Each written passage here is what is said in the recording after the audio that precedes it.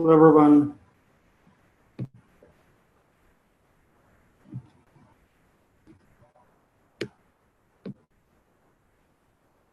Let's wait a couple more minutes to get other people to join us.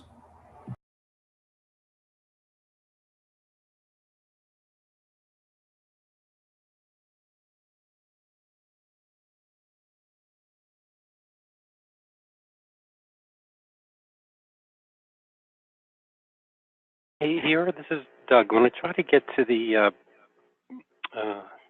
agenda doc, I don't have permission, so I hit the request access button, and then I got back a note saying that I think the person who owns the document has left CoreOS, so the mail gets bounced. Yeah, no, that's an issue, and unfortunately, nobody of us can access it. Right. I've created the new document for with the meeting notes. So Steve just shared it here in a Zoom chat in a Zoom window. So please check it. We're trying to recover the old one, but yeah. So that was an issue with the lost CoreOS account, and I hope that we won't have the same issue. Got it. Okay, I can get to the new one. So thank you. Yes, please.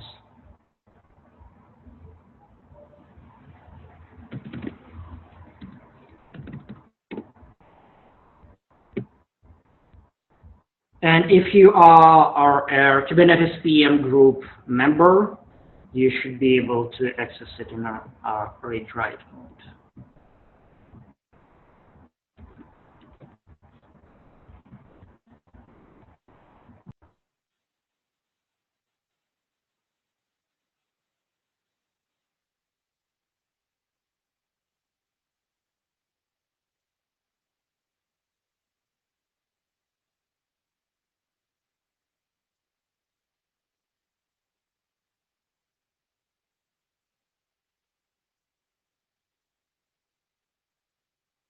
Hey, everybody. I had to squat in a meeting room, and I might actually lose it. So if I disappear, that's why, just FYI.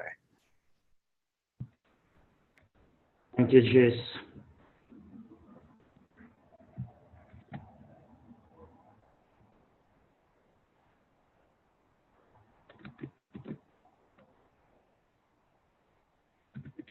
Take some more minutes. I'm going to start.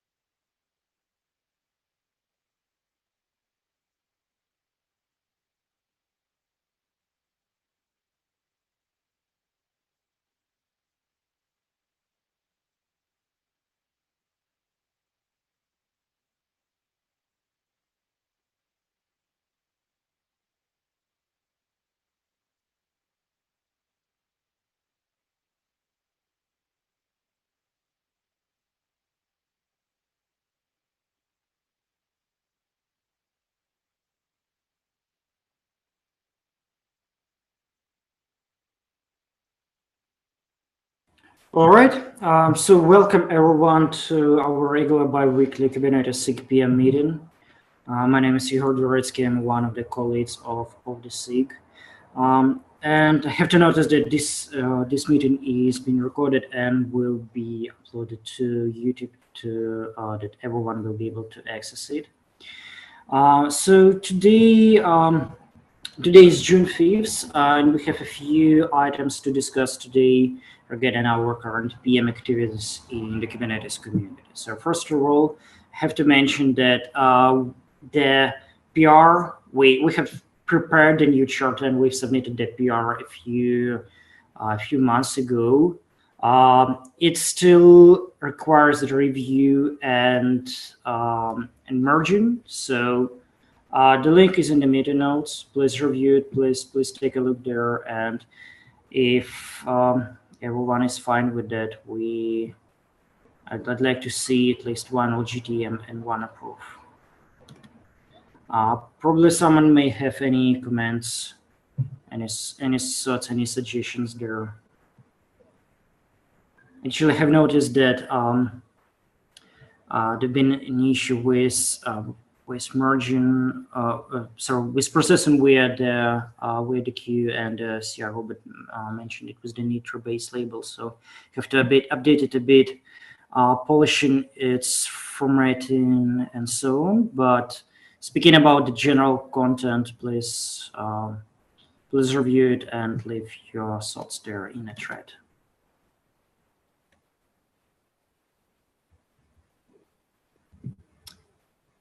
Any additions to this item? We may proceed to the next one. All right.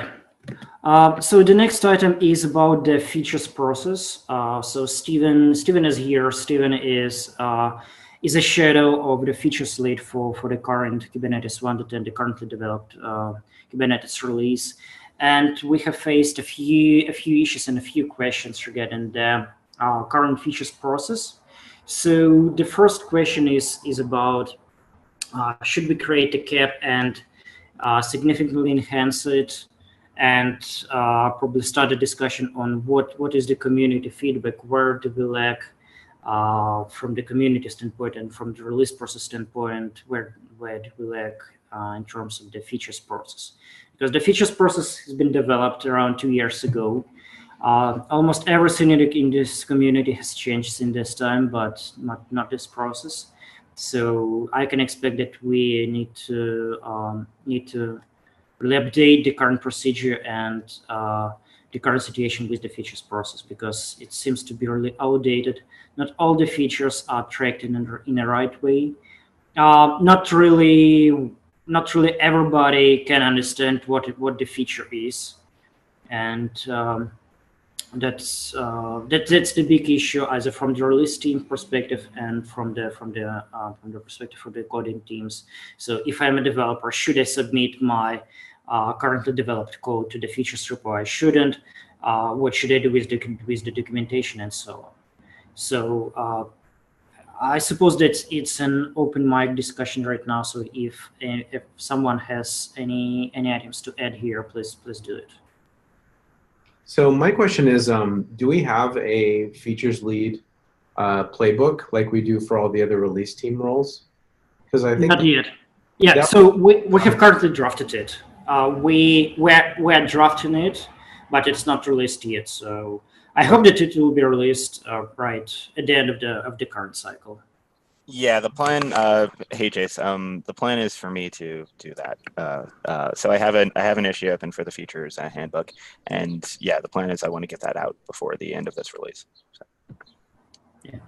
The good thing that we finally don't have the single person driving the features for Kubernetes community. So I'm not going to do that anymore for the next release. And finally, we have Steven, who is a shadow for this release. So I'm happy to see new faces here, and I'm happy to receive so huge number of contributions and at least second pair of eyes here. Yeah, because those documents become a de facto policy. So for example, the lead role playbook that I wrote has certain provisions about what experience is required to actually fulfill the role. So ostensibly that is a de facto rule for the community. So we should probably look at what things need to be codified in terms of how we do the process in that role, and distribute those out to other policy documents as needed.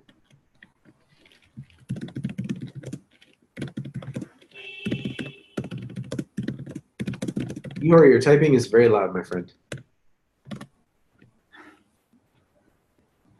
All right, yeah, I'm acting as a note taker. Yeah, so we can probably agreed that we will have the draft of the playbook on July 3rd. It will be exactly the end of Kubernetes 1.11 release cycle. How does it sound for everyone? That sounds good to me. So I dropped some comments in the document as well, just regarding opening features in the first place. What I found is that there are kind of two streams of thought. Like, one, there are people who are current Kubernetes contributors who open features, who should be then project managing those features within the Kubernetes features repo.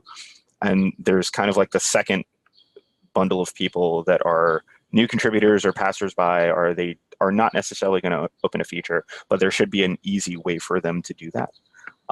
So a feature opened in Kubernetes, right? Like, what happens to that feature? Because it doesn't actually get tracked by the feature's role within the release team, right? It might be tracked by bug triage or something like that, but it doesn't actually get tracked by us. Like, it's not considered to be a feature.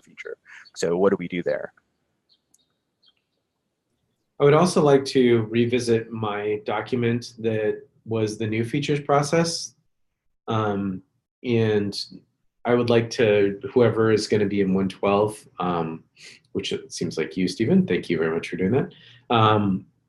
But we should probably look at how we implement that, because honestly, as the KEP rolls out and there's sort of a steel thread between the features generation of an idea and where it's implemented, the features process that I created handles that. So basically, we probably should just revisit that document and the thought that went into it.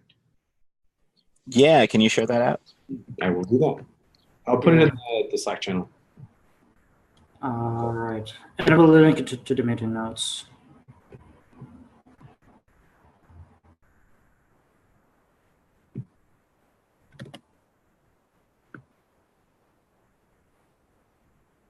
Yep. So the next item is from Steve about the SIG PM representatives.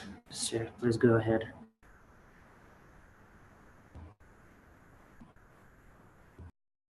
Hey, sorry. So I kind of, as a features guy plus a SIG lead, going through like the SIG governance and creation docs, there's one note that says you should be selecting a representative for SIG PM, right? So I opened up a ticket just to like get some clarifying information around, like, one, what is a SIG representative, a SIG PM representative supposed to do day to day, and kind of the feedback from Jason Paris was that, like, this is a loosely defined role, that contributes as needed. The question I have there is, like, we have defined certain things that role should be doing, which includes essentially shepherding the features in Kubernetes features. So are we saying that the person who opens the feature is not going to be the feature owner anymore, and it's going to be on the SIG chair to do that? If so, like, we should clarify that. If we're going to say that we're not actually defining people who are going to be SIG PM representatives, we should either remove that list, because there's an outdated list of SIG PM representatives right now, or clarify that within the repo. So there was just some confusion there, and I linked the ticket for you guys to check out. So any thoughts there would be appreciated. I have to comment on that list. So it's also one of our legacy artifacts that came back from the ancient times of SIG PM. So earlier we had the SIG PM meetings where we had a few people from the community. Everyone was representing some SIG, and they've been reporting on the features. At the same time, even at that period of time, we even haven't had SIG release formed, and we even haven't had any. We even haven't had the release team formed. So there's been only one releaser and a bunch of folks that have been assisting him. So my personal thought that this list should be removed. This procedure has to be entirely revisited. We still have to clarify how some SIG has to be responsible for the features that they're delivering. but from my perspective, it could be out of scope of SIG PM as a SIG, but it has to be codified in the responsibilities of the release team. So and the finality, it has to be there's responsibility of the release team to interact with SIG leads or with some other people from the community who are driving these features, but it should be outside of SIG PM. Okay. Do you feel that the SIG chairs or technical leads should be owning the features, or it should be on the people who open the features to own the features and have the chairs nag occasionally? Hey, is this happening for this release? Right. So SIG chair or technical lead of the SIG should be responsible and should be aware of what's happening with this feature. So the feature owner can be a person and probably should be a person who develops this feature. But so let me open the current template that we are using for the features in the Kubernetes/features repo. So we have the issue template markdown file, where we have the second line is primary contact assignee. So this primary contact is a feature owner, but reviewers and approvers that are people from the SIG who should be responsible for this feature, and they should be responsible for having this feature delivered in an appropriate way for the release. So reviewers and approvers should be people that are listed in the owner's file, and that are people who are driving the SIG as the technical leads or chairs. But probably we have to clarify that more precisely and more understandable for everyone. But I'm open for discussion, and I'm open for other thoughts and other suggestions if someone here is any.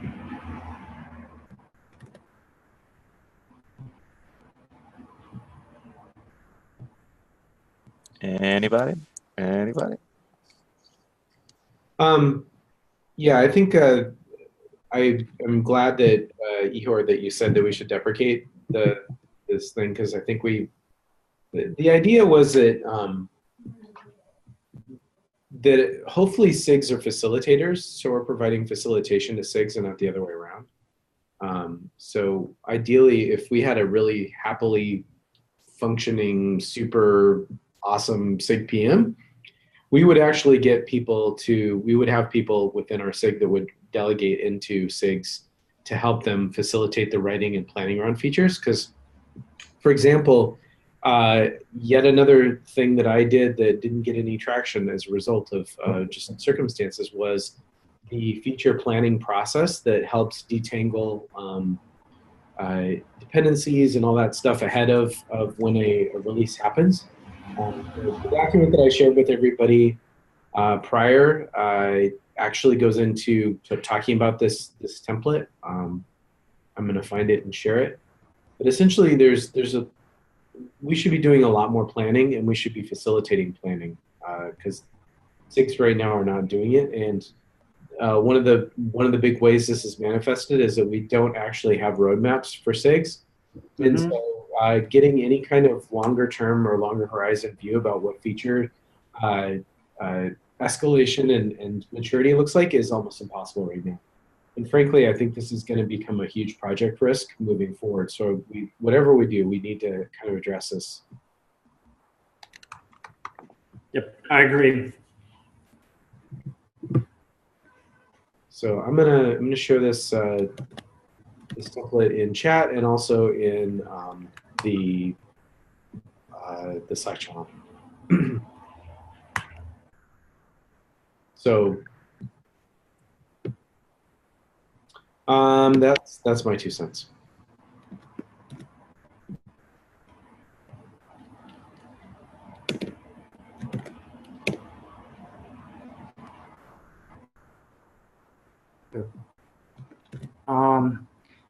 Geez, as far as I remember, this template has been used only by a few SIGs. As far as I remember, like SIG cluster lifecycle, using it for Kubernetes 1.9, right? Yeah, and the planning, it was so useful, and I'm heartbroken that this has not gotten any traction.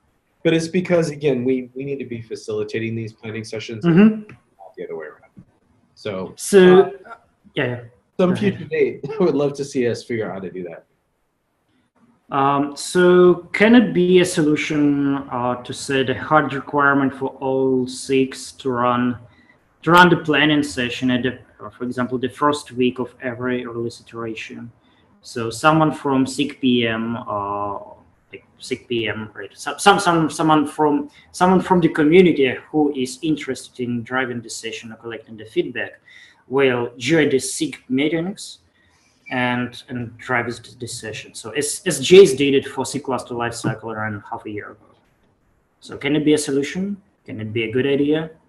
I would love to see us do that, but I don't think as a SIG, we're just not staffed yet to be able to do this. And I think the right time to do that planning is actually during code freeze, while the SIG is sort of quiet and just working on bug fixes and whatnot. So that allows forethought for whatever's going to come up in the next release cycle. So we're kind of missed the boat for 1.11 and 1.12, but maybe we could, during the code freeze of 1.12, experiment with this, and by that time we could staff up people to actually facilitate these planning sessions. That would be I think a realistic goal. Can a feature slate and a shadow feature slate be a good person to stop these roles? Yes, absolutely, and I certainly would do it. And I think you'd be great at it as well, Hyor, because you know what kind of risks and cross dependencies need to happen and be looked at. Another thing is that not all SIGs are going to be planning features, so basically we just need to target the ones that are. So agree. At least receiving like 0 confirmed result is a good result for us as well. Agreed.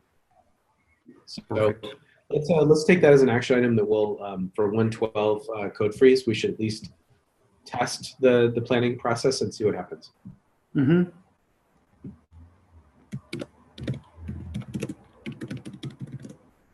Any other thoughts, any other comments on these items? Yeah, so with the whole SIG PM isn't well staffed, that kind of brings me back to the SIG PM representative things. Should we be looking at pulling in people from different SIGs, whether they're technical leads or chairs, to help staff SIG PM? Right, this would kind of help us along the process of getting things planned ahead of time. I think what we need to do, Stephen, is actually go into the community at large and make it well known that there are roles in the Kubernetes project that are really project management, product, and program. Because frankly, I think there's a ton of people at Google and Microsoft and Amazon, people who aren't necessarily 100% technical, who could serve in these roles and be extremely effective at it. And they just have no idea that they can contribute. So what we should do is go to people like Bob Wise or Brendan Burns or Gabe Monroy and say, hey, you know what? We need program managers to staff these things. And you don't need to make all your contributions do not have to be code or technical contributions. They can be these more program level things. And I think that those are conversations that we should be having and not necessarily going through. Okay. Do you feel that we should be better defining the process before we start pinging people on that? I think the process is actually pretty well defined in those documents. What I'd like to do is refine and go through the examination of those to make sure they still make sense. And then as a SIG, we ratify those or decide that that's what we want to do and then move forward. I think we have a really good starting point. The ball got dropped because the SIG basically went dormant for 6 months or whatever.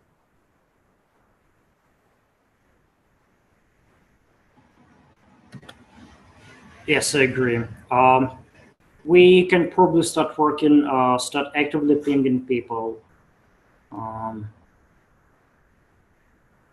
Does it make sense to start working on after Kubernetes 1.11 release cycle will finish? So it can be the good starting point for 1.12 release cycle, either from the release perspective and from the PM perspective as is. Yeah, and frankly, I think that we should be getting people out in the community that are PMs, PGMs, involved anyway. So there's no downside to that. The more people we have thinking about this and involved with this, the better off we are. And frankly, Kubernetes, we have an opportunity to do something that as far as I know, has never actually been successful in an open source project, which is to have a program level concern and learn how to do product management in a open collaborative way. So that's we have the ability to test something here that is really a big deal for the community and also just open source as a practice. Yeah, it's a great opportunity.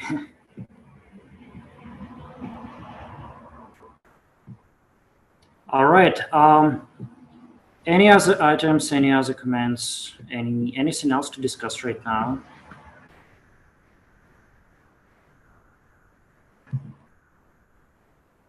Right. So I can strongly suggest and definitely ask everyone who is here to review our charter. So having this strong and well-defined and merged into the official documentation charter is the best starting point for us to make things better. So please review this PR. Please share comments or concerns, and let's have it merged in the nearest time.